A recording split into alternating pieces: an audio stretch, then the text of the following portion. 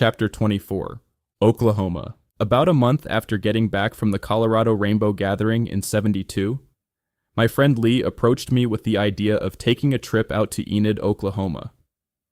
He hadn't been to his hometown for a while, and needed to get a reliable car for his carpentry business. His Uncle John, who still lived at his mom's house, Lee's grandma, in Enid, had connections in the used car business. Lee's friend Dave had laid over 1,000 hits of brown dot acid on him. With that in mind, he figured it would be cool for us to hitch out to Enid, check out the scene at the college in Stillwater, and sell the blotter there. With the cash, we could buy a car and drive back to Woodstock together. It sounded like a great idea. We planned to leave early in the morning on Monday. It was Friday, and we'd have the weekend to get ready. Then we'd simply stick out our thumbs with backpacks on and hit the road. The way we wanted to go was to hitch down to I-80, take I-80 to I-44 south to St. Louis. From there, it was a straight shot on RT-66 all the way to Oklahoma City. Enid was only 50 or 60 miles north of there. Well, so much for the best laid plans. First of all, the weekend was a big party. We figured inside of a week. Well, give us 10 days and we'd be back. After all, it was a straight shot back and forth. There was really nothing to prepare for except pack up our bags. Fortunately, we expressed our plans to our friend Bob. He asked us how we planned to transport the acid. We told him we'd probably just stick it in our bags and be off. He didn't think that was a good idea. What if we were stopped by the police or something? They might search our things and find it, and we'd be busted. He came up with the idea that maybe what we should do is fold up the sheets of blotter and put them into our shirt collars. They'd never think of searching there, so it would probably be much safer for us to do it that way. Thank God for the '70s and wide shirt collars. Bob always came up with the best ideas, but we thought, hey man, we're street smart, we know how to handle ourselves, and will never be stopped by the police. Then Lee thought back to the last time he was in Enid, when he got taken down by 4 police officers. I guess he had done some angel dust or something, got busted, and had to spend several days in jail. We thought to ourselves, well, maybe we should take Bob up on that idea. That's what I loved about Bob. He always had my best interest at heart, not to mention the best weed around. By Monday morning, or should I say by Monday afternoon, we arose and wiped the fog out of our eyes. It was time to go. Bob picked us up at Tapu's, Woodstock Festival promoter Michael Lang's property that Lee was caretaking, and drove us down to the corner of Route 375 and 212. Lee gave me 5 sheets of blotter to put into my shirt collar, and Lee put the balance of it in his. Between us, we probably had about $150. Plenty of money to buy snacks and food along the way. We both stuck out our thumbs, and within 10 minutes we had our first ride to Route 209 that would take us down to Route 80. It was about 4 p.m. We got our next ride about 20 minutes later that took us all the way south of the border of Pennsylvania. It was there that the road split, one way leading down to Route 80, and the other leading north through the Finger Lakes up to I-90. It must have been about 9 o'clock at night by then. The cars just kept on whizzing by us. Nobody stopping, they just drove by, not even noticing we were there. It got later and later. We began to think that nobody would ever stop. Finally, at about 3 in the morning, we decided to hitchhike on both roads.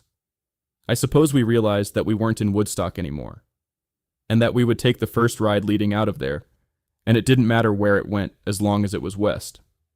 Finally, at about 4 a.m., a car stopped for Lee. He was hitchhiking on the road leading north towards the Finger Lakes. The driver was a salesman heading up to Buffalo.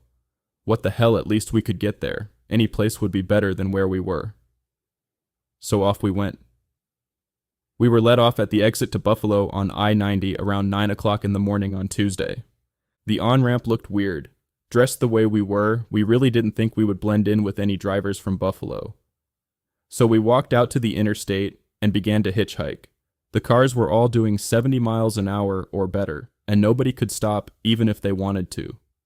About an hour later, a patrol car pulled over and informed us that we were not allowed to hitchhike on the freeway. We promised that we would go to the on-ramp and hitch from there, and he drove away. Still, nobody would stop to pick us up. The same cop stopped us again and said, "I thought I told you to hitchhike from the on-ramp." We promised that we would, and he drove away again. The third time was the clincher. "Boys, where are you going?" he asked. "Oklahoma," we replied. At this point he said that he was taking us to the bus, and we loaded into his patrol car and drove to the Greyhound station in downtown Buffalo. We thought that it was cool, as he could have just as easily taken us to the police station. The bus station, however, was the last place we wanted to be, as it wasn't in the budget. Nonetheless, we felt compelled to check out the bus scheduled to Chicago. It didn't leave till 2:30 in the afternoon. $25 each for tickets, ouch. And what do we do with all that time? Over 2.5 hours to kill. Across the street was a little Italian bar restaurant, and we figured we'd go over there to have a drink to think about it. We found a couple of bar stools and ordered a drink. Sitting next to us were a couple of guys, white shirts, black pants, shiny shoes. They started up a conversation with us. "So what are you kids doing?" they asked. I explained that we were on our way to Enid, Oklahoma, and that we're killing time waiting for the 2:30 bus to Chicago. By the way, I asked him, "What do you guys do?" "Take a guess," he said. I replied, "You look like civil servants." "That's really close," he said. "How could you tell?" "The shiny shoes," I said. "Yeah, we're narco cops." Oh boy, I thought to myself, here we are in an Italian bar in Buffalo, New York, with over 1,000 hits of LSD in our shirt collars, speaking to a couple of narco cops. "That's over 2 hours from now," he said. "You shouldn't be hanging out here in this bar." "Do you have any suggestions?" I asked. "Yeah, there's a really cool disco bar that just opened up downtown. I really think that's where you guys want to be." "Well, how do we get there and back again in time for the bus?" I asked. "We'll take you," one of them said. Lee and I looked at each other and shrugged. Why not? So we settled up with the bartender, hopped off the stools, and followed them through to the back of the kitchen and into the alley behind the restaurant, where we hopped into an unmarked car. Sure as hell, they actually drove us to the disco bar. I couldn't believe it. 2 cop car rides in one day. They even promised to pick us up in time to get us back to our bus. The place had just opened a little bit before. The front door had security that asked us for ID, the cops said we were cool, and they let us in. I had never been to a disco before. Neither had Lee. The place was already packed. We were the new guys there, and everybody wanted to know where we were from. "Woodstock," we said. They asked, "The real Woodstock?" "Yeah," we said. "Were you there for the festival?" "Sure were." "Wow, what a rush. That must have been really cool." "Oh yeah, it was a blast. Never had more fun in our lives," I said. "Wow," one guy asked jokingly, "Man, do you still have any of those good drugs that came from out of there?" "Sure do," I said. "Well, are they available?" "Oh yeah." "How much of what would you like?" I asked, half joking. "Acid?" they asked. "For sure," I said. I couldn't believe they were asking for acid. "How much?" one guy asked. $5 a hit." "Cool." We sold 20 blotters in 5 minutes. The $100 came in handy too. After that, we all palled around together until the cops showed back up and returned us to the bus station, right on time. We were on our way to Chicago. I love the cops in Buffalo. The bus ride to Chicago was a long one. Lee and I talked very little. I guess we were feeling very lucky just to be on the bus and not in jail. We used the time to catch up on some much-needed sleep. When we arrived in Chicago, there was still a bit of light in the sky. Lee had made some friends on a previous trip in Needmore, Illinois. He explained to me that Needmore was a commune that had legally established itself as a township. It was situated around a small lake, with all the houses having a magnificent view of the lake, each other, and the rolling hills that surrounded it. That sounded really cool. I figured that it would be nice to meet the folks there and maybe get a homemade meal. This time we played it smart and took the Chicago rail system as far south as it could go and got off about 20 miles from town. We got lucky, The third or fourth car that went by on the on-ramp picked us up, and a few hours later, we hopped out at the exit to Needmore. Lee discovered the place about a year and a half before. He was on his way back to Woodstock, his thumb guiding his way, when he first came upon this place and had a shitload of fun. There were at least 2 women that remembered him quite fondly. Jill had a boyfriend, but you couldn't tell it by the way that she welcomed us. It seemed that we were honored guests. I still don't know how much he laid on them, but we could probably have hung out there as long as we wanted to. Yet the next day, after a good lunch, we said our goodbyes. We had no complaints, and they made sure to let us know that we'd be always welcome there. We were on a mission, though, and a time frame, sort of, and now it was time to move on. I've always thought that the best road trips really have no timeline, and you just are able to go with it. So now we were back on the road with our thumbs out. After about 10 minutes, a black Lincoln pulled over, and we hopped in. It was a military staff car. James, his true name, was taking the car down to his base in St. Louis.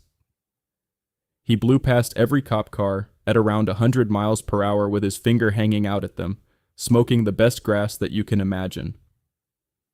James was a cool guy, and it seems that he had spent enough time in Nam to earn himself a cushy position back here in the States. We found ourselves in St. Louis in no time.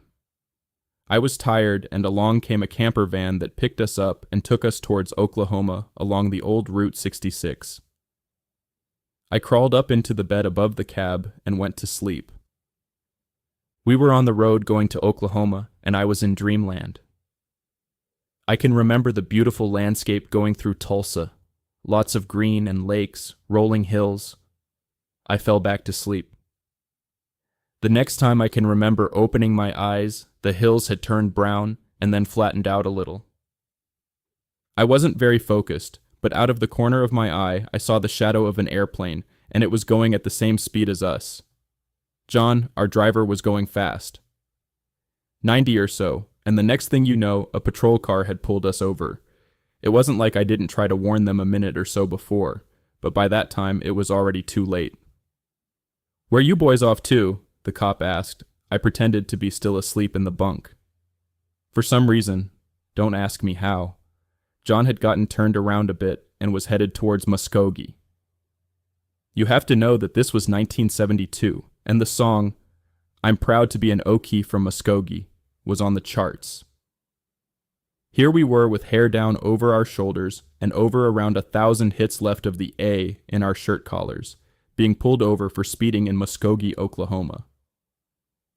"You boys better follow me into town," the marshal said. We complied. The courthouse was a standard one for the time in that part of the country.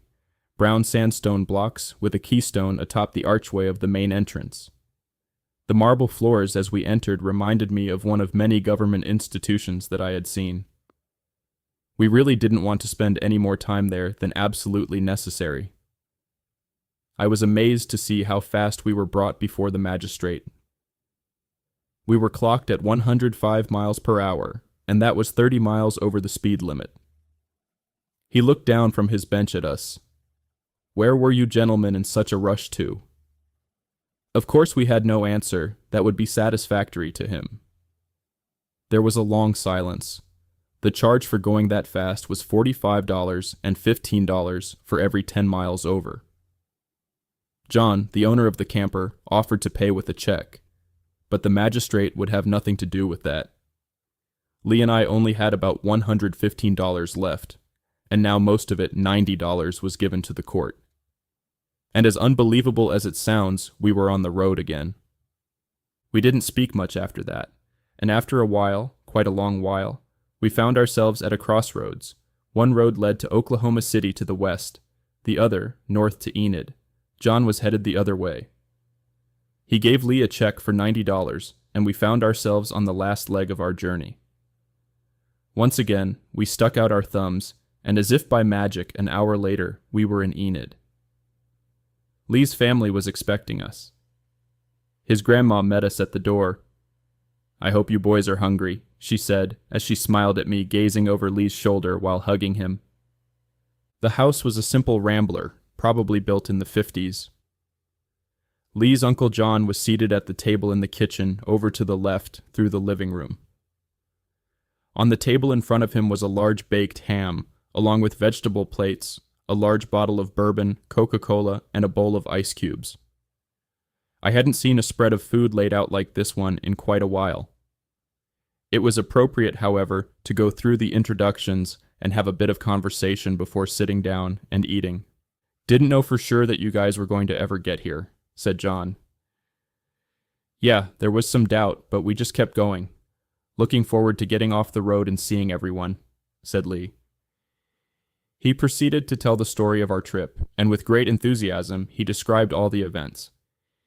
He made sure to leave out the part about selling acid and the hits of brown dot that we still had in our shirt collars.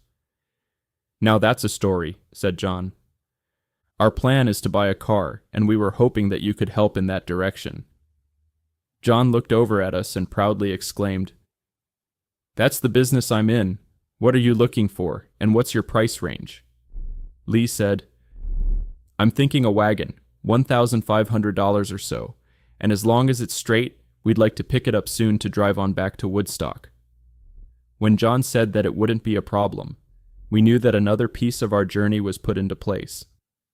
We all had a wonderful meal, and then it was time, the kind of time that so many bourbons will have on a person to go to sleep. That evening, Lee's grandma had decided that it was time as well to wash our clothes. We woke in the morning to find all our clothes neatly folded at the bedsides. I was the first to wake up. My first thought was cool, finally clean clothes.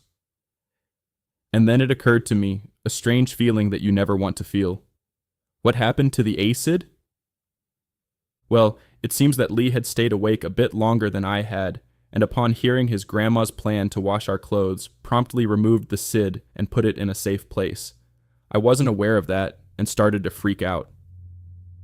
Violently shaking Lee's shoulder, I pointed out our clothes neatly folded at our bedstands. Lee, not used to being awakened in such a manner, jolted up and held his fist at my head. "What the fuck's going on?" I backed off and pointed to the clothes. He broke out into laughter and told me about his interception the night before. Woo! It wasn't long after that the rest of the house awoke, and the day was upon us. The wheels of the mission had been put into place, well, at least the car part. Now we had to get the cash to pay for it and our trip back home. The next step included a friend of Lee's that I had once met. His name was Alan. Alan had hung out with us for a week at Topu's up in Woodstock the spring before. He was a cool guy, very laid-back demeanor, till he got excited about something. He was a childhood friend of Lee's, and I suppose that they raised hell when they were kids growing up together in Enid. Anyway, Lee thought that Alan would have a reliable contact guy over at the college. Once more we found ourselves walking into a jailhouse. It seems that Alan had done something stupid, like getting his 4th DUI in a month, and was behind lock and key. Did I mention that he was a drinker? "Hey man, do you have that connection over at Stillwater?" Lee asked with a wink. Alan smiled immediately, catching Lee's drift, and scribbled out a name and number for him on a piece of paper. We shared hugs with him, and were on our way. Alan was left behind till tomorrow when he was due to be released. We agreed to meet up at a party at Mike's, who was a friend of theirs, the next night. Later that same day we ran into Mike, and he gave us our official invite. So we knew where we were going to be Saturday night, but we still had some unfinished business. Our next stop was at the bank to cash John's check. It didn't clear, not that we were surprised. We still had to pay a visit to the college, however, and after making a call to the guy that Alan had given Lee, we met up on campus. He was super cool and made everything easy peasy, handing out $2.25 a hit, leaving us with over $500 even after paying the car. We were in absolute glee taking a walk across campus, when by chance we ran into a couple of chicks that caught our eye at the same time that we caught theirs. It wasn't long before we all started talking and became friends. College girls. Amy and Shelley were juniors at the school. Shelley had a red 1964 1/2 red Mustang convertible with a 3-speed on the floor, and it was just the beginning of the weekend. Amy took a fast liking to Lee, and they climbed into the back. That left Shelley and me in front with Amy and Lee, looking like they were going to get it on as we drove out towards the desert. Shelley pulled over and asked me if I wanted to drive, as we were speeding through the desert in Shelley's red Mustang convertible. I reflected back. After coming cross-country, flashing back on everything that happened along the way, it only seemed fitting that I would be getting my belt undone by such a pretty girl. It was probably 30 minutes before Lee stuck his head up from the back seat and shouted, "I know where we are, man! Oh shit, we have to check this out. Hey dude, take the next left." It was a dirt road across a cattle grid. I stopped the car at the gate. Lee hopped out and opened it, and we drove up to a point where he said to pull over. The sun was finally setting, and to our relief it was cooling off for the evening. What a refreshing sensation as we all piled out of the car. It hadn't been since we left Tulsa that the temperature had dipped below the 80s. The wind really started to pick up, and suddenly it had become jacket weather. Lee and I were ill-equipped for cold, windy weather, yet we had in fact picked up provisions along the way. Beer, chips, and dip, and best of all, we still had to. My surprise, a shitload of acid left that Lee said was his emergency stash. Fortunately, Shelley had several large Mexican pullovers, the kind with hoods and the pockets in the front that your hands go through from one end to the other. Lee took out one of the sheets that he said was left over and peeled off 10 hits. Then, with a prideful look in his eyes, stuck out his tongue and licked across the strip. With a broad smile, he handed the rest over to me. Shelley, Amy, and I each took one, and at that moment the night began to take on a whole new dimension, standing in the middle of a cow pasture, of all places. We were on a ridge top, and the pasture stretched out below us. Up where we were was an artesian well that had been capped at the ground level, with a pipe that stuck out from it that fed into a trough for the cattle. We quickly discovered that if we put our hand over the end of the pipe, we could make the water spit out to over 30 feet. We also realized that a whole lot of cows were in that 30-foot range.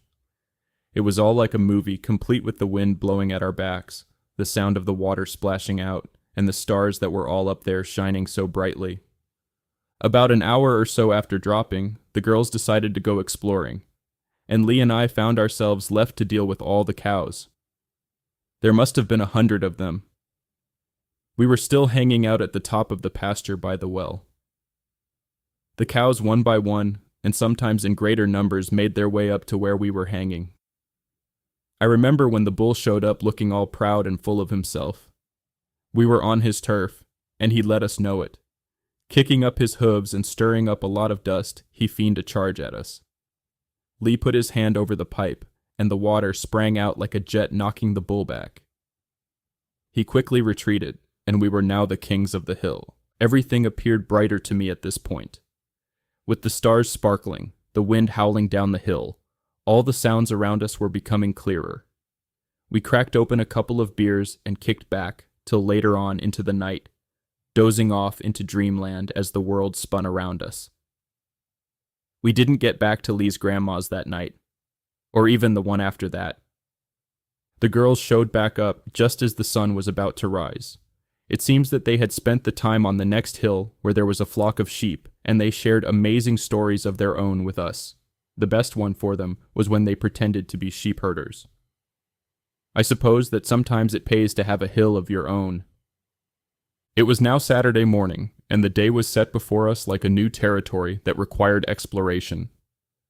Mike's party wasn't till 8 that evening. We had over 12 hours to kill. Lee's dad lived up in Jet, just about 40 miles north of Enid. So we decided to drop in and visit. After that, we could check out the salt plains over there and dig for salt crystals. We figured that they would make a cool gift to bring to the party. Shelley took the driver's seat this time, and I got shotgun.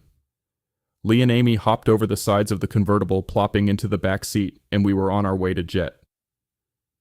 Enid was 10 miles to the north, and Jet 40 miles beyond.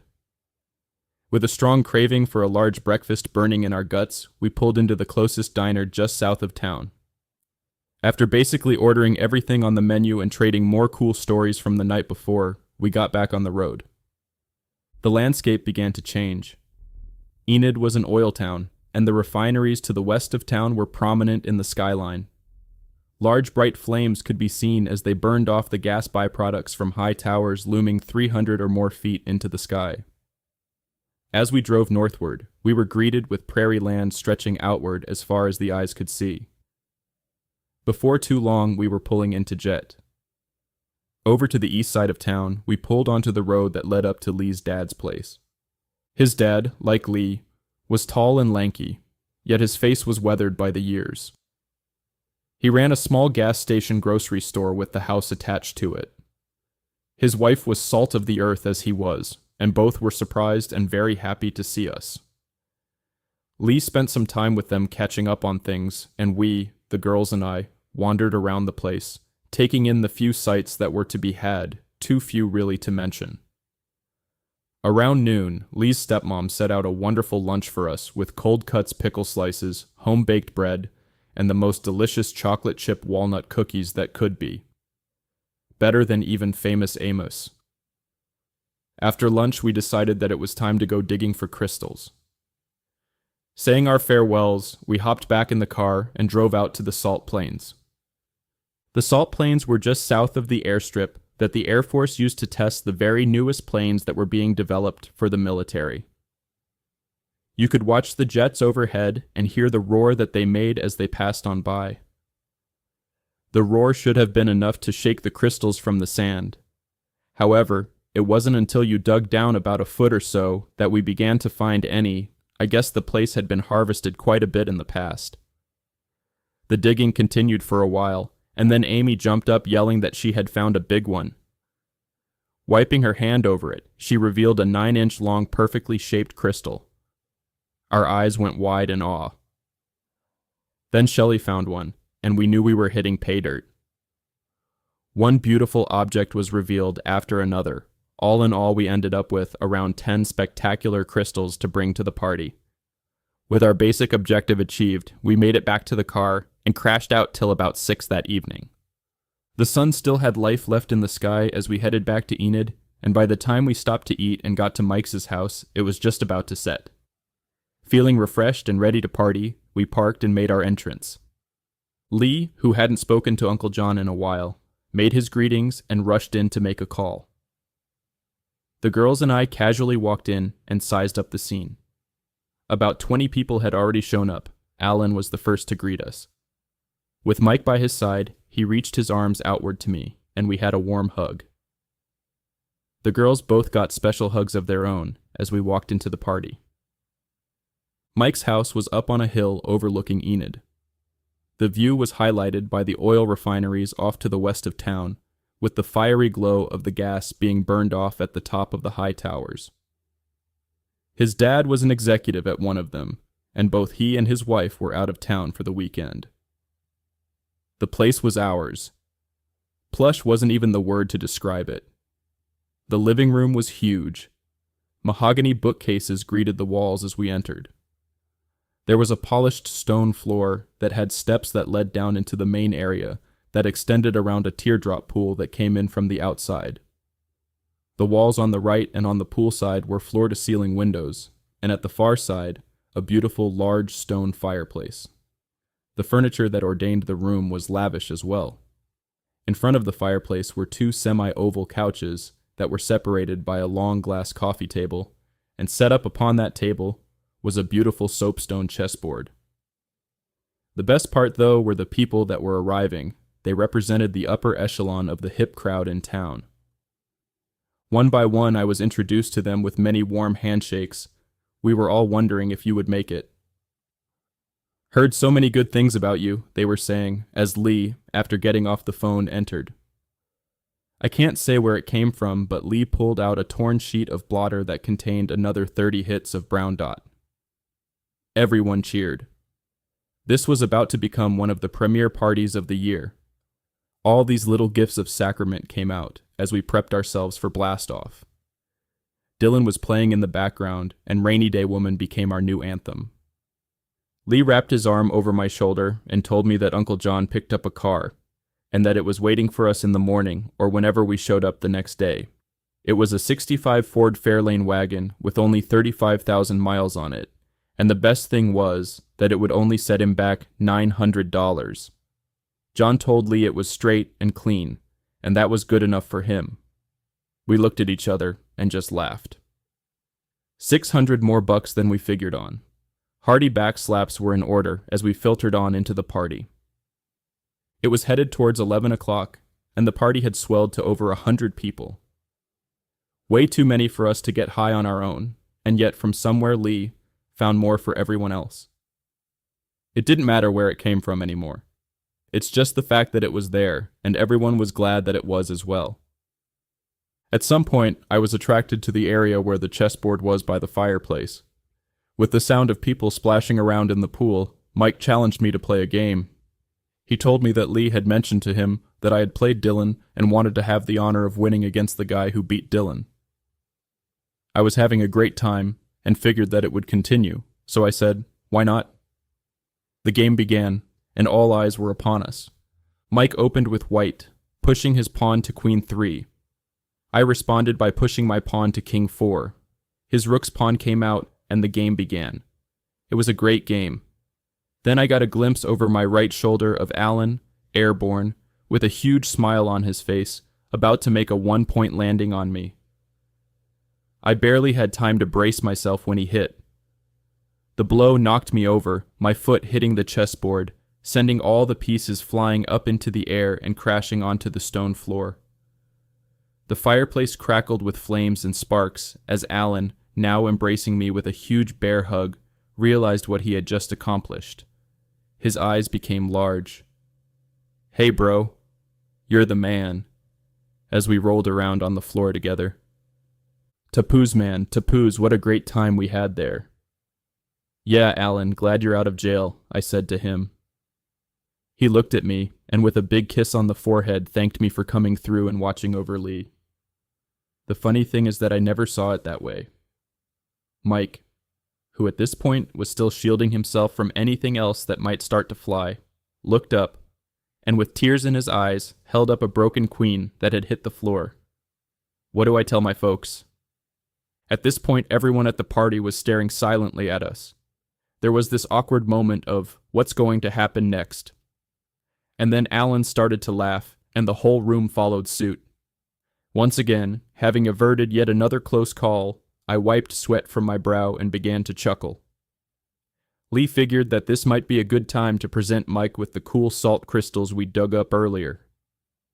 Everything was cool, and really Lee suggested that it was nothing that a bit of glue wouldn't seamlessly repair. The party went into full tilt as Shelley pulled me back down on the couch. It wasn't long before everything seemed to melt together. I went into a dream world. It was like the spins, but minus the dizziness. The whole experience of the trip began to unfold in front of me, and then I awoke. The sun was shining into the windows. About 15 people or so were looking down on me, all going, "Mmm." What was going on? Lee had a big smile on his face. He told me that I had been going, all night long. What the fuck were you dreaming about, man? I want a taste of whatever that was. I really can't say that I could remember what the hell I was dreaming about. I wasn't taking notes, if you know what I mean. The image of the world as seen from outer space kept flashing back on me. It was like that for just that moment. I could see and understand that everything on the planet was as it should be, and it was quite simply perfect. I tried to explain, but by then everyone appeared to be exhausted. I suppose that at times I can have that sort of effect on folks. I don't know if you can or can't take it with you, but I know for sure that we all leave some good stuff behind. We put ourselves back together, had some breakfast, and around 10 decided to head back over to Lee's grandma's house to see Uncle John and check out the new car. As we pulled up, we saw parked on the curb a really straight and clean-looking '65 Ford Fairlane station wagon. John was walking around the car, giving it a final look. Pridefully, he asked Lee, "What do you think?" We first checked out the odometer, 35,256. After kicking the tires, popping the hood, and taking it around the block a few times, Lee and I concluded that the car was perfect. John proclaimed, "Lee, this car is for you." So, we were set up with our ride and an extra $600 on top. Cash was no longer an issue. The girls had to take off, each having shit they had to get back to. With warm kisses, we said our goodbyes, and they drove off in the Mustang. We walked back inside and enjoyed another wonderful lunch. By mid-afternoon, we had said our goodbyes, and with hugs and affection as Uncle John and Lee's grandma gave a final wave. We split in Lee's new car, beginning our journey back to Woodstock. Once again, we were on the open road, and the only thing standing between home and us was the trip, and what a trip it was. The car drove beautifully as we cruised back down to 66 and headed across Oklahoma towards Missouri and on to St. Louis. At the Mississippi, we'd make a short detour back up to Needmore. We waved at the exit sign for Muskogee as the sun began to dip below the horizon. Lee handed the wheel over to me, and he crawled over the back seat to sleep. He didn't wake up again till after we were heading towards Needmore. "How you doing?" he asked as he peered forward over. "Fuck, I'm glad you're awake, man. The road feels like it's moving under me instead of the car driving over it." Immediately, he took the wheel, and now it was finally my time to get some sleep. With the vision of the St. Louis Arch still looming in my mind, I kept thinking of its beautiful lines sloping upward towards its incredibly futuristic apex. Dreams of hanging with the folks once again up in Needmore, and getting back home filled my head as I dropped soundly off into the land of sleep. It is said that one either creates their own reality, or reality will simply happen to them. I think that we all do a bit of each as we go along. Anyway, it was just before noon when we pulled back into Needmore. There was Jill. Her arms were wide open as she ran up to the car and through the window gave Lee a long, long hug and kiss. Lee hardly had time to pull the car in and park it before he was taken away and up into the house. I hardly had time to get out of the car when Jill's friends, Donna and Jackie, walked up smiling and took me by the arm. They liked each other, but they also liked guys, and it was clear that I was about to become a lucky boy. Either the stairs to the house were a lot closer than I recalled, or I hadn't moved that fast in a while. Anyway, we were upstairs and naked before you can say, boo. The sound of Cheap Thrills was coming from the 8-track as I let these women have their way with me. I could hear Lee and Jill from time to time from another room somewhere off to the back of the place. It sounded like they were definitely enjoying themselves. These fine ladies probably would have loved us forever, but after most of the day had passed, hunger began to set in. It was getting to be around dinner time when Lee and Jill finally poked their heads into the living room, and we all regained our composure. Lee and I hadn't eaten since before St. Louis and I always could at the drop of a hat, and so preparations for supper commenced. The guys would be showing up soon. They all worked hard throughout the day and would be expecting a hearty meal. Little would they know that we already had dessert. Hot butter with garlic was cooking up in the pan, while greens were steaming in the pot. Veggies were flying off of the cutting board as catfish were being filleted. The fridge was filled with some bottles of fine-tasting home brew. Lee and I had just popped open a couple of them open when Dan, Marcus, and Al got home. "Hey boys," Al exclaimed. "Look what the wind blew in." Jill came into the living room out of the kitchen with a few more brews as we exchanged hugs and slaps on the backs. "You guys did it, didn't you?" Marcus exclaimed. "I saw the new wheels, man," Dan interjected. "Yeah, it was like perfect, bro," Lee exclaimed. "Everything went pretty much as planned." We told them over our wonderful meal all about getting to Enid, including the Muskogee incident. They laughed their asses off as I relayed to them the story about the bull training lessons that I had received and the sheep herder girls that served as our escorts. The acid party tale, however, was the one that seemed to take over the conversation as we all went out to the deck over the lake with a few more of those brews and some unexpectedly good smoke. The air was warm and moist as the sun started to set.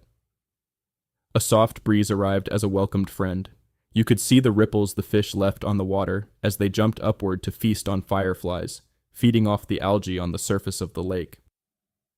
The sound of the peepers took over, and at times, I swear, it became like some sort of strange orchestral roar. Down on the beach, people started gathering around the pyre that was soon to become the nightly bonfire. Drums came out as the fire was set, and a circle dance took form around the flames. By the time that we got down there, over 40 others had already shown up. We must have been singing and dancing for an hour or so before I walked down the beach a little ways and just laid back on the sand, looking up at the star-lit sky. A shooting star streaked over out of where I could clearly see the Milky Way. Somehow, I felt a strong connection with it and wondered if I would burn out like it did after spending so long in space. Donna walked up. "A penny for your thoughts," she said, lying down beside me. I just couldn't stop smiling as I expressed to her all of the luck that I've had so far in my life. She took my hand and placed it over her heart. Smiling back at me, she said, "Don't let it ever stop." I looked at her and promised with a warm hug, "Not on my life." She smiled back up to me and pulled me down on top of her. It wasn't long after that Jackie walked up, and at this point Donna and I had taken off our clothes, so had Jackie. In fact, I couldn't see a stitch on anyone anywhere on the beach. This was one cool freaking place. By the time things began to mellow out, midnight had arrived. We grabbed our things, and as quickly as everyone arrived, we left, going home to our individual spaces. The three of us played around a bit and then fell asleep. In the morning, songs of robins coming in from the windows greeted us. Everyone was stretched out, arm over arm, leg over leg. I opened my eyes and reminded myself that today we'd be continuing our journey back home. I was starting to miss my friends. We all seemed to get up at the same time, food was packed, gifts were exchanged, including 20 hits of acid Lee left for them. We had backs slapped, even more hugs, and then we hit the road once again with a smile and a wave. It wasn't a week since we left there on our way to Enid, and now we were on our way back to Woodstock. The day went on uneventfully as I drove north towards Chicago. Lee and I reminisced over the last few days, and about how lucky it was how everything was working out. I remember him cautioning me not to take anything for granted. You never know, he said, things sometimes can turn on a dime. Truly, I agreed with him, saying it wouldn't be smart to jinx things by jumping ahead and talking that way. After all, we still had quite a way to go. We drove all day and into the night. Lee took the wheel, and I crawled into the back to sleep. Dawn came abruptly for me. I had no sooner begun to open my eyes when I heard Lee yelling, "Damn!" This could not be good. The only time that I can remember hearing him say that while driving was on Cold Brook Road, when the pickup truck began fishtailing on the ice with him, white-knuckled, gripping the steering wheel, fighting to keep control. Sometimes the ride back to town from Tim's wasn't always so smooth. Now his car was doing fishtails, but this time we were skidding on half-inch hail balls. The hail had coated the road, the sky had an eerie purplish-blue hue to it, and the wind was audible, and was moving the car around as we went weaving down the highway. I took a glance behind us, and not too damn far away, I saw a funnel cloud on the ground becoming larger and larger, spinning directly towards us. "Hit the gas," I said. "I am," he screamed. Through the storm, we could see an overpass a little way up the road, and we made a beeline towards it. Water had flooded the highway under that bridge, but we were able to pull up and park facing north to south on the concrete slope that climbed up under the deck. At that point, all hell broke loose. It was like a freight train was going by us at 80 miles an hour. The car lifted, and with us helplessly sitting inside, spun a clean 360 and left us sitting, catching our breath, facing in the same direction that we had just parked. We watched as the twister ran straight up the road and then veered off to the east, ripping up the farmland as it made its path of destruction through the fields, churning off into the distance. We jumped out of the car and surveyed the path of destruction that was left behind. "Fuck, I'm tired of driving," Lee exclaimed to me, and crawled once again into the back of the wagon to go to sleep. The first thing that I did was to flip the radio on. All of the reports were saying that the storm belt had moved to the east. I drove north as a never-ending stream of country music replaced the news about the weather. Out in this part of the country, the Beatles were not on the playlists. After a while, I actually started to get into some of the songs. The things I like most about them are the stories that are in the lyrics, and sometimes a guy even gets his wife and dog back, if not the wife, at least the dog. Round about noon, we crossed the state line. I pulled into a truck stop to grab something to eat and gas up. Lee was still out like a light. A truck stop is like an oasis in the middle of nowhere. It's kind of like you're here.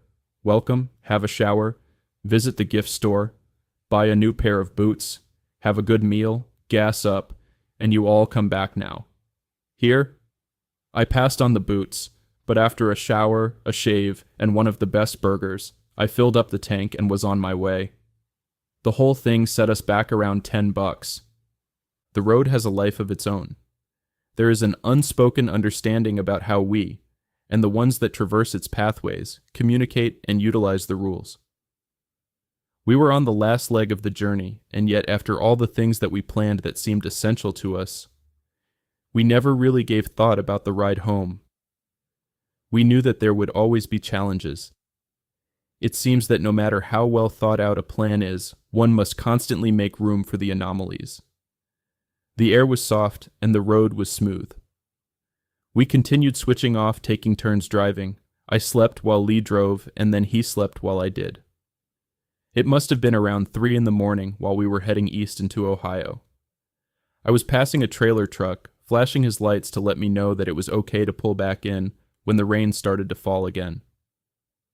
A sprinkle at first, and then it built up into a torrent of water, mixed in with hail.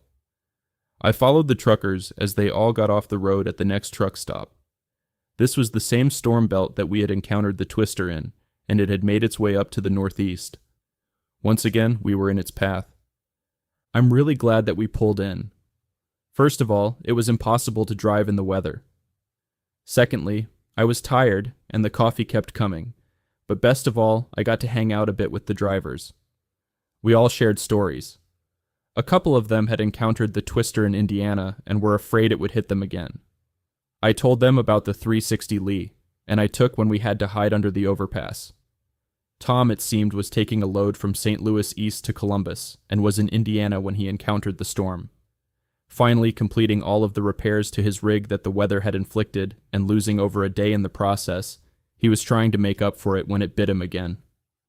George, another driver who worked for the same company, patted him on the shoulder. Shit happens. I believe that's the first time that I ever heard that expression. If you want to hear anything first, hang out at a truck stop. At this point, 6 or 7 guys joined us at the table. All of them were sharing stories from the road. We could have stayed there forever, but time was costing money, at least it was for them. The storm had passed, and it was once again time to head out. The road was wet, and the spew from the traffic in front of me was all spraying up on the windshield, making it almost impossible to see. Occasionally, I pulled over to put more windshield washer fluid into the reserve. The farther east we drove, the drier the road became, and finally things got back to normal. At last, we hit the turnoff to Port Jervis that would put us on the way to 209 that led back home to Woodstock.